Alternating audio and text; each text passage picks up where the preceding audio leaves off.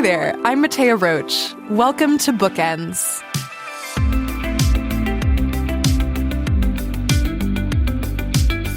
When I reach for a science fiction or fantasy book to read, I'm usually looking for a story that transports me into a different world, but also feels recognizable and relatable to me as somebody who lives in 21st century Toronto. Nalo Hopkinson hits that literary sweet spot. Nalo is a speculative fiction author who was born in Jamaica and who moved to Canada in her late teens. She's best known for her debut novel, Brown Girl in the Ring, published back in 1998. Nalo's work throughout her career has been a heady mix of Caribbean histories, including oral and written traditions. Her books are infused with a forward-looking mindset that shows how science fiction can shape our thinking about how we live and build communities in the present day. Nalo's latest book is Blackheart Man, a dynamic sci-fi novel that was 15 years in the making. It was so cool to have Nalo join me in studio in Toronto.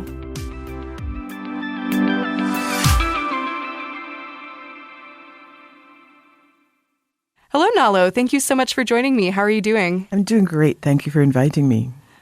Now, I want to start by talking about the opening scene of Blackheart Man, because it begins with this action set piece on the fictional Caribbean island of Chynchin in the city of Carronage Town. And we meet the protagonist of our story, Vekosi, who is trying to use some homemade explosives on the city's water reservoir to clear this blockage. And it's an event that, you know, predictably, given that it's the starting point for our novel, does not go as he plans. What was the inspiration for this scene, and what made you want to open your novel with it? I'm trying to remember, because this book took so long to write, and I didn't write the scenes in order especially. So why I chose to eventually start with that was, well, it starts with a bang, and you get a sense of the setting of the island, of Vekosi himself as somebody who is passionate about what he does and who thinks he always knows what's best and who will go out and try to make change by any means possible. So I thought it was a good way to introduce not only him, but the next bits introduce you to some of the main storylines and the main characters who are going to take part in those, and it was a good way to alternate them. Mm-hmm. Yeah, I mean, I think the geography that we get a sort of introduction to, even from him going up to this high point where he can see a lot of the island, he can see the water around, he can see that there's ships arriving in the distance in a way that he wouldn't necessarily expect. You know, we learn about him and his role in his community. Vekosi is somebody who is very concerned with language, with preserving kind of oral tradition. And language plays a huge role in this novel, where it's exploring this alternate Caribbean history, and there's this vernacular that draws on real life dialects. We see different characters speaking in sort of different levels of vernacular depending on their social class. What was your approach to building the language and speech patterns for Blackheart Man? My brain is wired for language. I have a learning disability that makes it hard for me to deal with stuff that's nonverbal, but verbal, I'm right there. My dad was a Shakespearean trained actor, poet and playwright. So not only did I get to hear him perform, read his work, but he was a teacher, so there were books in our house that were European classics, British classics. And he was part of a literary movement in the Caribbean at the time to respect vernacular speech, to respect how people speak and to write in it. So I was able to mix the two. That was probably the most fun, writing the book. I mean, writing a book is hard, but the language was just a lot of fun to play with and trying to come up with different registers depending on people's social access. Because that's how we speak. You can recognize the minute someone opens their mouth a little bit about what kind of background they come from. So I wanted to embed that into the language. Mm-hmm.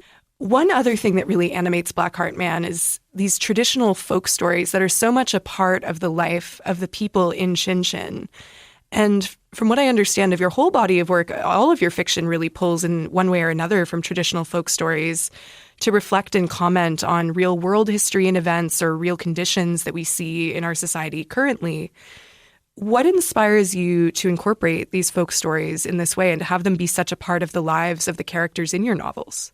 Well, there's a point as a reader when I realized how much fantasy was based in folklore and how much of it was based in British and European and sometimes Japanese folklore. And I thought, well, we have folklore too. I'm from the Caribbean. I can do this with our stuff as well. it also helps me. Plot does not come easily to me. And folktales are so, they've been told and retold for centuries. The plot is really it's succinct and it's, you can map it. So using the folktale as the spine of the story sometimes helps that way. But also, folktales are really the precursors to science fiction and fantasy. Mm-hmm. They are fantastical, they are political. They talk about how to live well with your neighbors. They talk about the abuses that people in power can do. And so there's very much a lineage from folklore to modern day science fiction and fantasy. It feels very natural to me to do it. Now, one of the tales that's told in this book is the tale of this titular Blackheart Man. Who or what is the Blackheart Man for folks that haven't read the novel yet? Blackheart Man is one of the tales I didn't invent. A lot of them in here are quite invented. Blackheart Man, and if you're from Barbados, the Heart Man, it's called Blackheart Man in Jamaica, is a tale that parents used to tell to scare their children into behaving. And it's this horrific story about this mysterious man who shows up in a black car or a black carriage, depending on what century you're telling the story in. And he hunts children and eats the living hearts out of their bodies. And it would have been a horrific thing to be told as a child. I was never told it as something to try and make me behave. But it is so ubiquitous and it has this weight to it that it stuck with me since I first heard of it. And so I wanted to put that in there. And I also like that Blackheart sounds to me like a derivation of blackguard. So they mean the same thing. They mean, this person who is at best mischievous, at worst evil. I think at best mischievous, at worst evil is an interesting way of describing, I would say, our main character, Vekosi. Like, I don't think he's evil. I think he really, to me, was mischievous. But he's certainly an imperfect protagonist and somebody who you don't always root for his decisions. He's witty, he's charming. He enjoys getting drunk and taking reverie, which is the psychedelic drug within the world of Blackheart Man, a little bit perhaps more than he should. And he certainly thinks he knows best in a way that's not always warranted and doesn't always respect maybe the advice of some of his elders or the advice of some of the young people around him who might have their own wisdom to share. What should we make of this character? Because it was interesting to me reading some reviews of Blackheart Man. I really loved Vekosi, but some people were like, this guy drives me nuts. Yeah, people have been telling me that they equal parts love and hate him. And that's kind of what I was going for. I wanted somebody who had some challenges to his life and who had something to learn. In the story of the island, he is of indigenous descent, and that is the race that has the most privilege in my story. He's a grad student. He loves to take this drug, which he shouldn't really be taking. It's meant for their sort of dream walk that they do as part of graduation process. Essentially, he's a stoner grad student who thinks he knows best. And that is a really irritating character. It was a lot of fun to write him because he's always herring off and doing what he thinks he knows best. But I had to find a kernel of good in him that would be something that would impel him to change. And his saving grace, I think, is that he really does care about people. He does have a lot of heart to him, and it is the impetus for him to learn. I think that's beautiful, and certainly the character of the stoner grad student who maybe thinks they know more than they really know. I've encountered one or two such types in my time. Hell, I may have been him. Yeah, no, maybe. I mean, I never went to grad school, so I'll leave it there. I quit after my 1 degree. Vekosi specifically is in training as a griot, which is a historian and a musician. He's, learning to set the history of his island and all of these almost instructional texts to song. What is the specific power of being a griot in the world of Blackheart Man, and what were you drawing on when you were creating this sort of culture of oral storytelling and knowledge sharing? Griot is a real thing. It's a West African tradition. It's, I guess, the equivalent of being a balladeer. But griots are historians who write histories in song and perform them in song. So they are the keepers of the history of their particular communities. And so the memory of that history stays alive.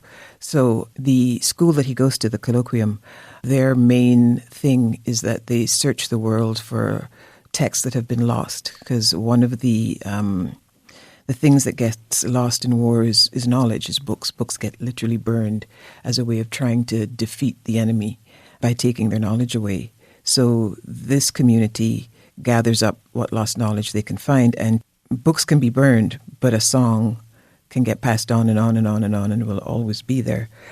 So he's part of that tradition of knowledge keeping, and part of his graduation process will be to find one of these lost books worldwide and to travel to go and collect it and bring it back and have his university turn it into a song. And he's going to be one of the, I think he's a tenor. Yeah, there's some very specific descriptions of like the different parts that his classmates sing, these like complex rounds and arrangements. There's always, as in a real choir, somebody who's not quite pulling their weight. It was fascinating. And to see this sort of subversion of what we might traditionally understand of physical media is kind of the safest. And if you keep knowledge in a physical archive, well, that's what's going to protect it.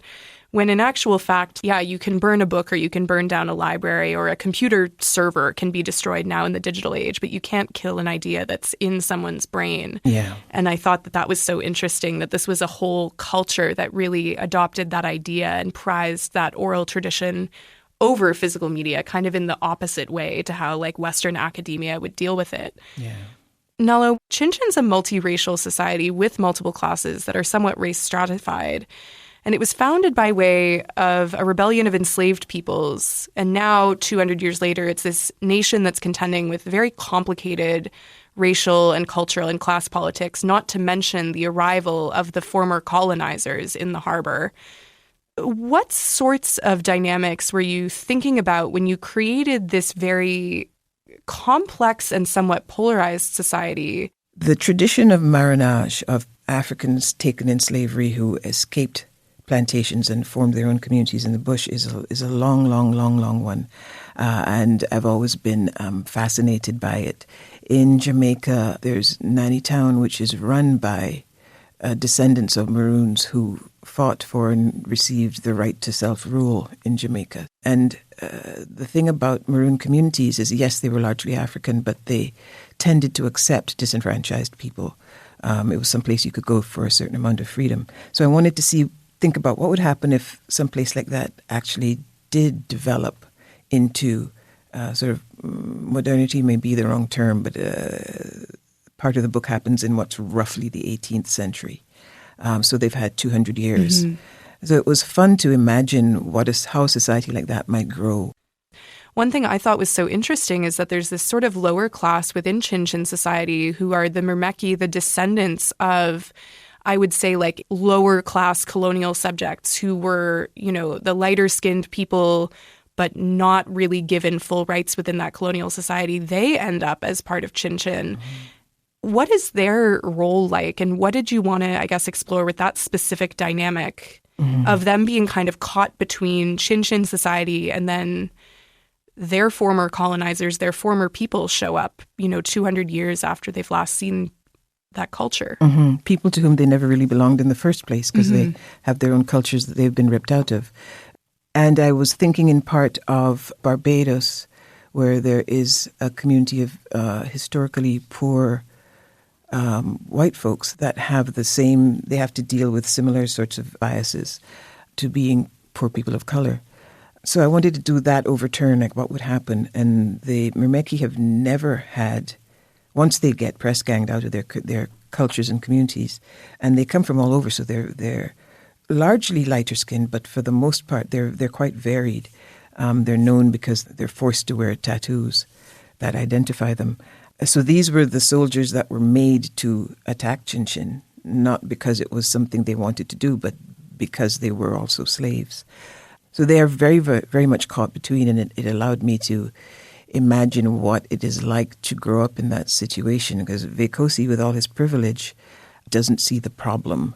So when he becomes interested in someone who he realizes was also a scholar, but she's Mermeki and she hasn't been able to advance the way he does, he doesn't see what the problem is. He doesn't see why she's saying that it's difficult. So again, he has a lot to learn.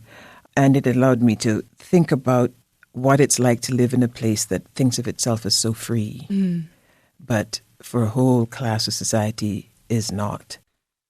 There's also, there's so many interesting things about Chynchin. One of which for me was the sexual and gender dynamics that we see, where we have these family units where there's a wife and two co-husbands. So there's also some polyamory going on.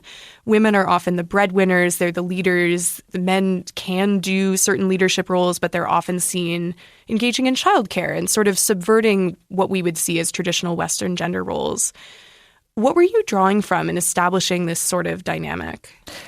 Part of what I was drawing on was looking at Taino history and culture, that in certain Taino communities, and Taino is the indigenous peoples of the Caribbean, it was rare but not unheard of for marriages to be three people, one woman, two men. So I thought, I'm going to normalize this in my story. And it isn't even necessarily that they're all sexually involved with each other. In the triad that Vekosi is part of, the other man is his best friend, and they don't have a sexual relationship, but they very much love and want to be married to the same woman who wants the both of them. So that's part of what I was doing, and I wanted to think a little bit about what that was like, because it's tough enough for two people to get together and have that kind of relationship. When it's three people, that takes a lot of thinking about negotiating, and I wanted that active kind of work to pull a functional relationship together. Mm-hmm. It's also not a society that only recognizes two genders. Like I noticed throughout the book, there's this non-binary pronoun, the e and people that it's not really commented upon within the world of Chynchin that they have this third gender or might present differently. It's just, again, one of those things that you as the reader have to pick up on. What made you want to incorporate these kinds of characters? Well, science fiction and fantasy have been exploring gender and gender roles for a very, very long time. So it fits right in the pocket there. But also, when we look at history and we look at people from the West discovering the Caribbean and South America, there are sometimes horrific tales of how they responded when they encountered people who were non-binary, who were perfectly accepted in their societies. So I wanted to create a world in which that violence was not going to happen, that it was just accepted that people had whatever gender they knew they had, and it's just normalized. And it felt really healing to me to do that, to write something that feels a lot more like my community than I get to see represented often enough. And one of the things about writing non-binary characters is getting to challenge myself. I mean, as spec-fic writers, we're challenging the reader, which means you also have to challenge yourself as the writer. And at first I had only one. And I thought, wait a minute, you know better than to tokenize. And once I opened up my brain a little bit, then I could make children be non-binary. I could, the world start to feel more full and more inhabited.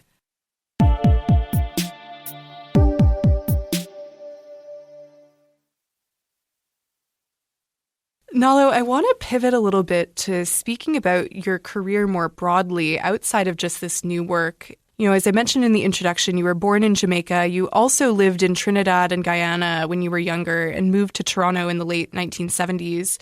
And as you mentioned yourself earlier, your father was a poet and a Shakespearean actor, and you grew up kind of in his world of actors and poets and writers. Can you tell us a little bit more about your dad and how his artistic life inspired your own? My dad was Abdurrahman Slade Hopkinson, poet, playwright, teacher. He taught what would be the equivalent of what was once grade 13, and he taught English and Latin. So it meant that I got to meet a lot of his I'm switching into Trinidadian now, compares his colleagues and his friends, people like Kamal Brathwaite and Derek Walcott.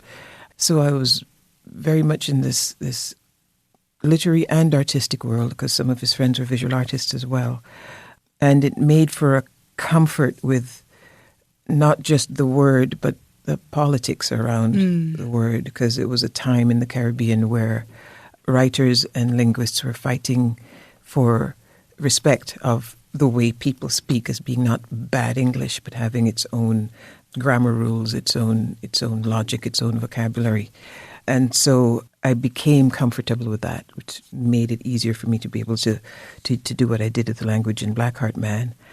It was a privilege of its own, so that when I decided to write, my father was already gone, but the concept of having a relative who was a writer was not new to my mother. I didn't have to I know a lot of my friends have to sort of fight for the respect of their relatives and to be taken seriously, and I don't have to. And it's not expected that because I publish something, I'll be a millionaire.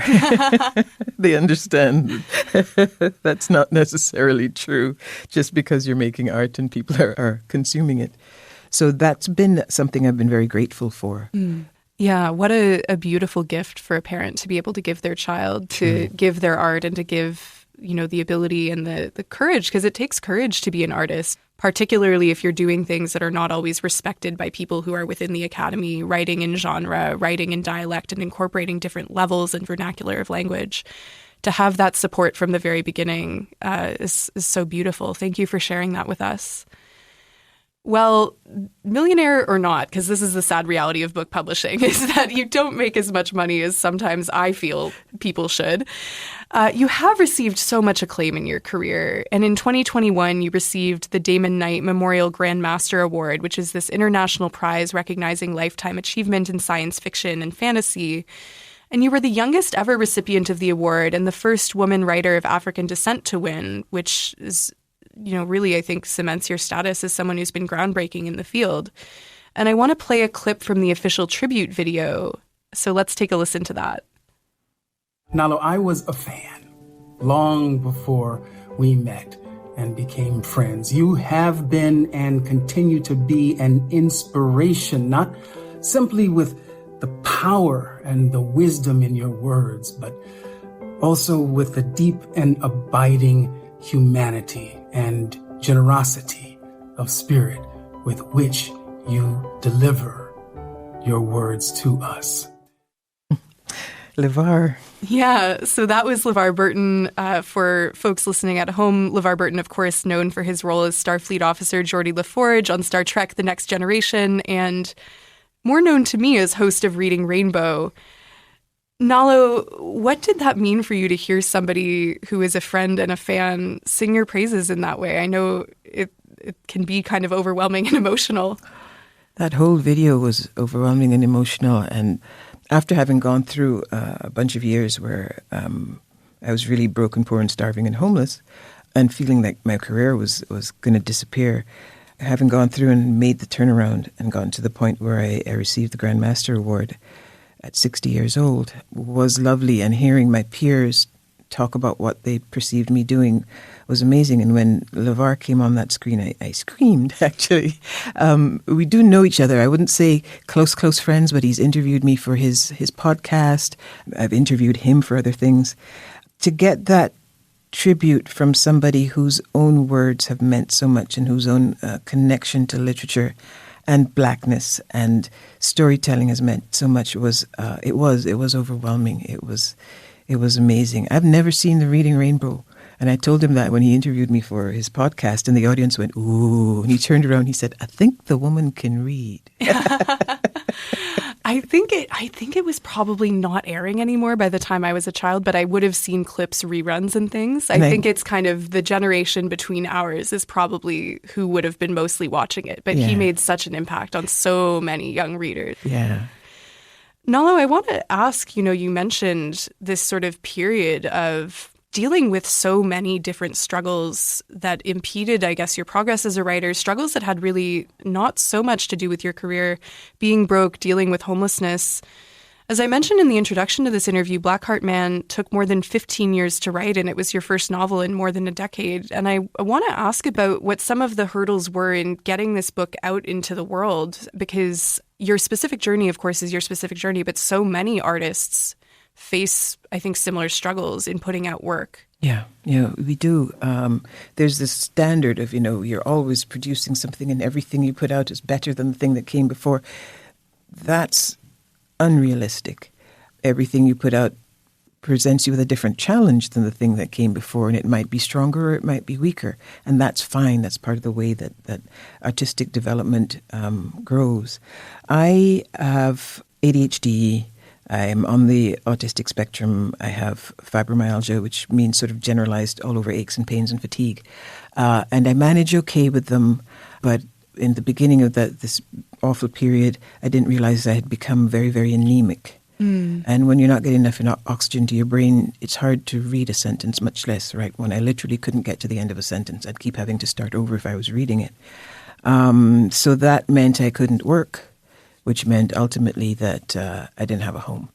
Not for very long, for 2 years, 2 endless years filled with panic. And friends and family and community stepped in and put us up when we had nowhere to stay and fed us when we had no food. It was extraordinarily difficult, but that support will always mean so much to me. And all through it, I was trying to work on Blackheart Man, and there were times I just couldn't.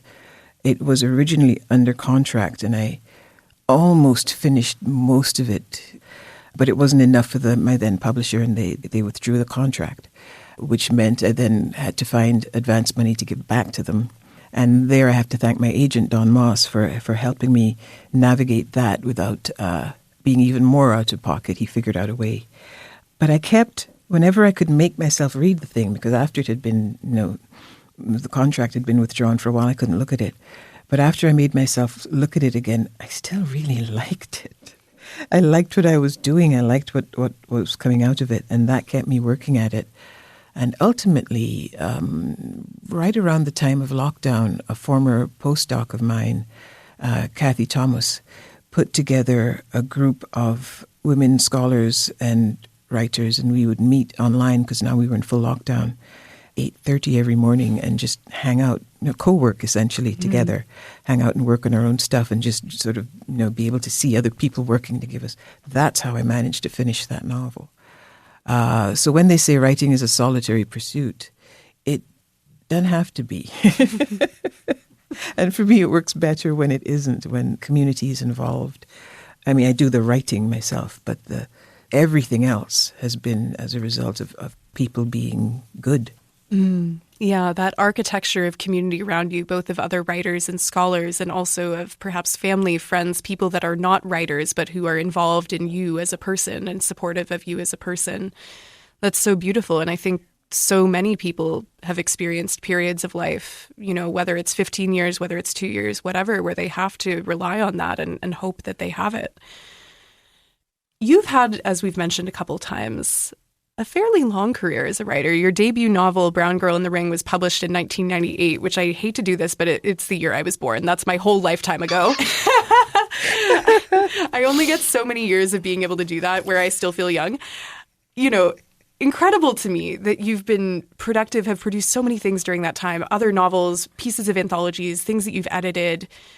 Brown Girl in the Ring won a host of awards as a debut novel. It was defended on Canada Reads and was actually adapted to screen, if I understand correctly. And it's been cited as a super influential work by readers and by writers alike. If you can cast your mind back to when you were releasing Brown Girl in the Ring, did you sense at all at that time that this was a book that was going to be really important for you or for all of the people who've engaged with it? The weird thing is 1998 doesn't feel like a long time ago to me. So I look at you and think, how is it possible that you're a full-grown adult and you were born like a minute ago? It was important for me because I knew I was doing something different in the genre by pulling in Caribbean culture and Caribbean language. Everything else that happened, I could not have conceived of. I did not. The fact that it got published because it won the Warner Aspect First Novel Contest and everything else that happened afterwards has been sort of a cherry on top of the icing on the cake that is, I wrote a novel and somebody published it. Yeah, and it's still my most popular novel, whereas now when I read it, I really want to rewrite the sentences. That's so interesting. What do you feel you would do differently about those sentences? Because I just read it and thought it completely holds up as a great novel. Thank you. My agent thinks the same way and tells me not to mess with it. And I mean, I won't. It stands as a record of what I did.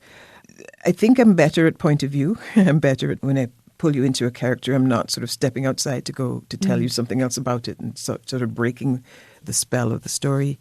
I think I'm better at just observing how people are. I think I'm probably a lot less judgmental.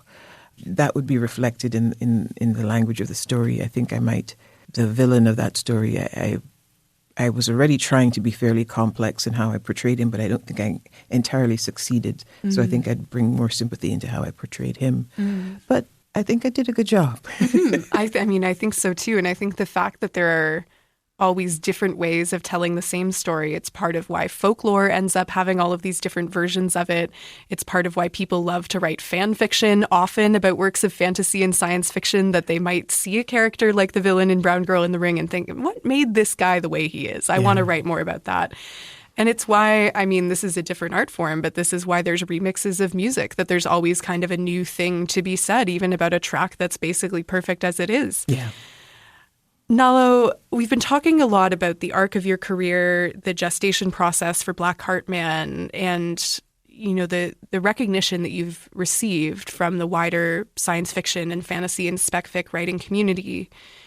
And this is a maybe big question to ask, and also feels strange because I'm sure that there's going to be twists and turns in your career ahead that neither of us can predict.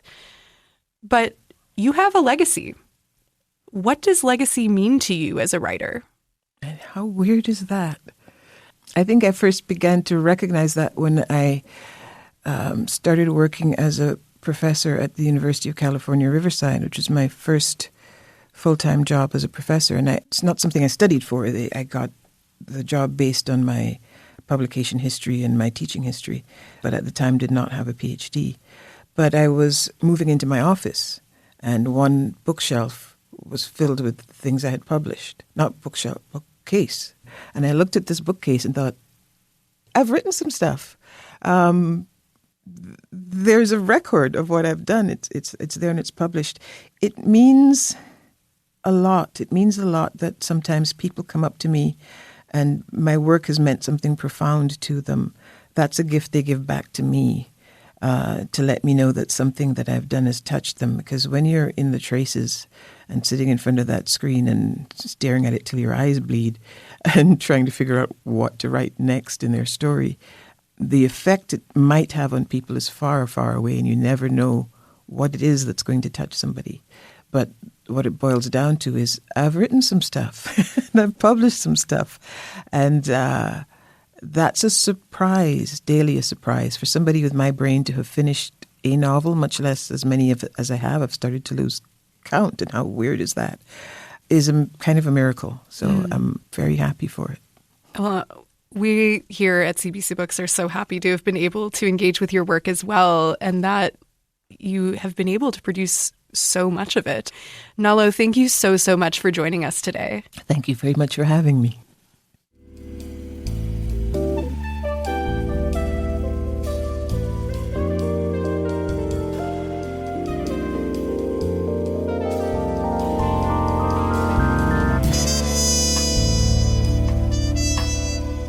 That was my conversation with Nalo Hopkinson about her new novel, Blackheart Man.